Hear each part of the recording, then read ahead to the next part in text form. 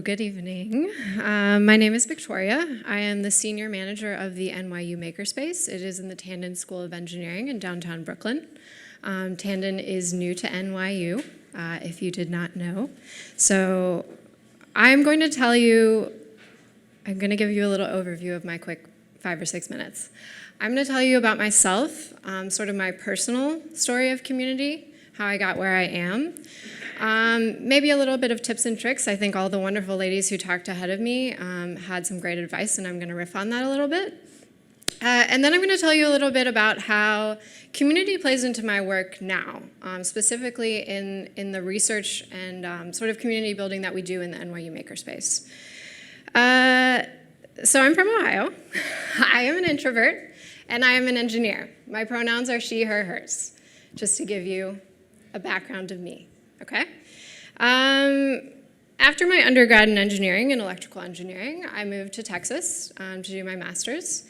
And I think one thing that we've heard from all of the ladies today, and at the last event that we did, or that Christina hosted, is that there's an intersection. I think we all have an intersection, and that's really what brought us to 3D printing. We have many interests and many varied interests and backgrounds. So for me, I was in electrical engineering, but I was really into microcontrollers. I was working on a project with another graduate student doing something in costume technology and wearable technology. And there was a makerspace that opened up at the school I was going to. So that was sort of my first introduction to 3D printing and the 3D printing community. It was brief. I was excited. I sat in the space. I fiddled with the printers. I made lots of things. And then I graduated and I moved to New York City. And that was, it was challenging. I was very excited to be here. I love New York. My mom's from Brooklyn. But there was no community, right? It's a new space. It's a new city. It's a very large city. So how does that community grow? And I was at a loss. Where do I go from here? And one thing that I associated with my time in makerspaces and in academia and my master's was the sort of impact that these spaces and the hands-on work that we do can have on ourselves. So specifically in academia, how can these hands-on learning experiences help us? How do they give us confidence? How do they increase our self-efficacy? Especially, I think, as women and maybe as underrepresented minorities in engineering or in the spaces that we're in. So that's what kind of drew me back to makerspaces. I was, again, working in academia. I worked at Cooper Union. I started a small makerspace. I got back into 3D printing. And I started to grow a community.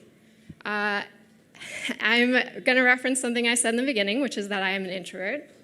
So I think you really hit the nail on the head. You have to give yourself tips. I think there are times and ways to be patient with yourself when you're building community. It's taken me a while, but I feel that I do have a community here, and I'll talk more about that. But you have to hold yourself accountable to keep building community. So I'm an introvert. I could sit home, I could read all day, I could watch TV, sit on the couch, and I need that time for myself. You have to take care of yourself mentally and emotionally, but it's important to be going out and to be doing these types of things. So I know that if I don't do them, then I won't grow my community, and even though I'm an introvert, I need that community. It is essential to me and to my growth both personally and professionally, right? So one thing I do want to say, and I know we've clapped a lot, but I want to say in the 5+ years that I've been in New York City, the growth around women in 3D printing, women in design, just 3D printing in general and makerspaces has been amazing. I want to say thank you to Christina and Alyssa one more time. Let's give them a round of applause.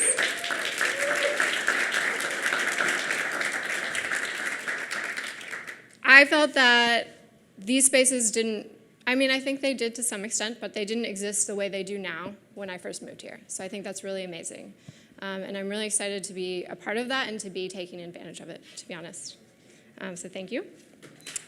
So now, I was in New York, I was working at Cooper Union, started a makerspace, and I found out that NYU was starting a makerspace. And I had been doing some research, I had been working in the space. I have some slides, and I forgot about them. So we already talked about that one a little bit. I want to talk about community and growth in makerspaces. So, I came to NYU. And I had, like I said, been doing research on the impact that these spaces can have. So what I really want to say is kind of like how these spaces and community can be intentionally built in these spaces. And this is definitely ongoing work. I wouldn't say that I'm an expert in this field, but it is something that I do every day. And there are some former and current students in this audience, and I'm just so happy to see that. Warms my heart. So the space, the NYU Makerspace, is 3.5 years old. And again, I'm going to tell you that community is not built overnight. But what you hear when you hear about makerspaces is that community is essential. Oh, there's this community in makerspaces. It's a thing. Okay, how did it get there? How do we build it if we open a new one? What does it look like? What do we want it to look like? What can be different? What needs to be the same? How do we amplify maybe the voices that aren't always amplified? How do we welcome in the people that aren't always welcomed in? So I think a few things that I have on this slide and some of the research that we've done as we build community is to be really intentional about it, of course. It takes work every day. It does. You have to care deeply about the people that work in those spaces and work with you. There's a piece around affordability and permissions. So I see Lucy, who's in our audience, and I didn't know she was going to be here, so I wasn't planning on saying this. But one thing I like to say about our makerspace and about when you're building community, and again, inviting in other voices, is trying to say yes as much as possible. And I like how that references Yes Man, right? So Lucy, when she was at Tandon, was the head of the SAE Aero team, and they built a plane from scratch. It was really impressive. You should talk to her about it. And one day she came to me and she was like, Victoria, can I hang this plane from the ceiling? And I was like, okay, we'll figure it out. So we did. And it's an amazing conversational piece. And it's still in the makerspace. And it reminds me of Lucy and her team every day. And it's something that I tell guests about. It's something that students can see. We have a lot of pieces in the space. Ariane is sitting in the back, and she's recently made some guitars from scratch, which are really exciting. So I think, the thing about some of these pieces that I show on the screen, specifically this piece on your left, are tangible things that you leave in your spaces, or maybe you afford others to leave in your space, that give you opportunities for reflection, give you examples of the work that can be done, and just inspire others. So that's been a part of our growth of community in our space. Thank you.